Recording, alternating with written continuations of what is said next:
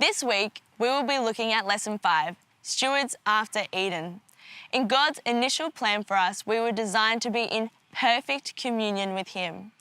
However, due to sin, we have strayed away from this path, and it has become our nature to turn our backs on Him. But God is continually wanting us to come and connect with Him and restore us back into that communion that we had in Eden. Christina Hawkins will be discussing how we can be stewards after Eden.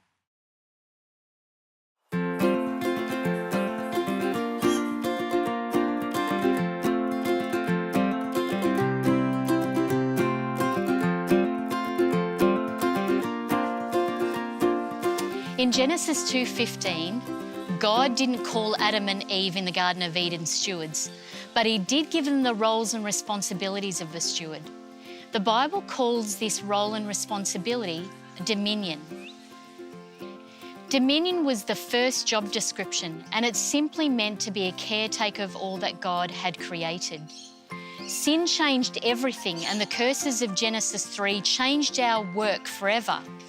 Our work went from being a source of joy to a source of tears, stress and frustration. However, God has been calling us back to our rightful position and responsibility as His reinstated stewards. Accepting this role and trusting God to provide the resources for us is our main task. Reinstated stewardship involves new ways of thinking, beliefs and patterns of behaviour that don't naturally come to us. Our life journey is one where we are continually learning what it means to be a reinstated steward. In the Old Testament, stewards are managers who work for owners of property and estates. One well-known example was Joseph, the Prime Minister of Egypt, reporting through to Pharaoh. The New Testament continues to use the word steward with the same meaning as the Old Testament, but it layers on a spiritual aspect to this concept of management. Paul tells us that we are stewards of the mysteries of God in 1 Corinthians 4, verse 1 and 2. In fact, Paul defines spiritual leadership as managing God's household, Titus 1, verse 7.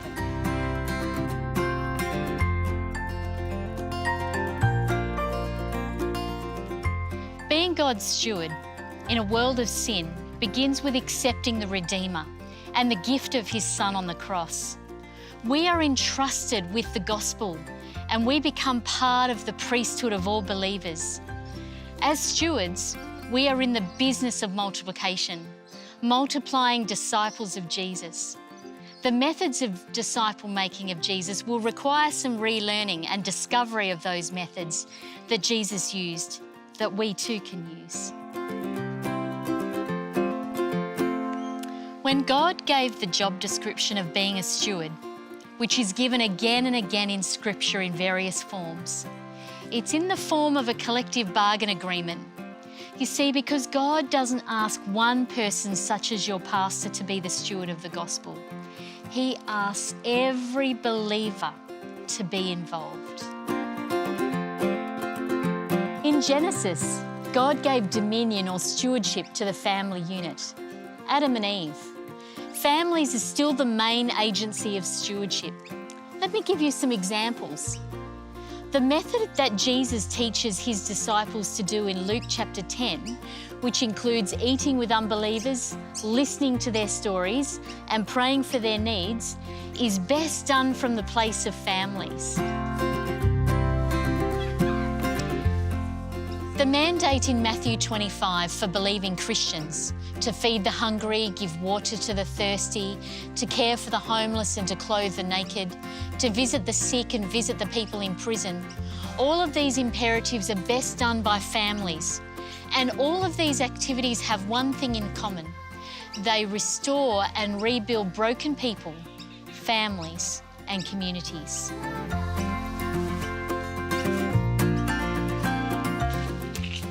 You see, after Eden, after the effects of sin took full control, our job description went from maintaining a perfect environment to restoring broken environments, broken people, broken cities, and neighbourhoods. We are His entrusted stewards. We work for the Creator and owner of all things. Working for the big guy means we have unlimited access to His resources and to His Spirit to guide us.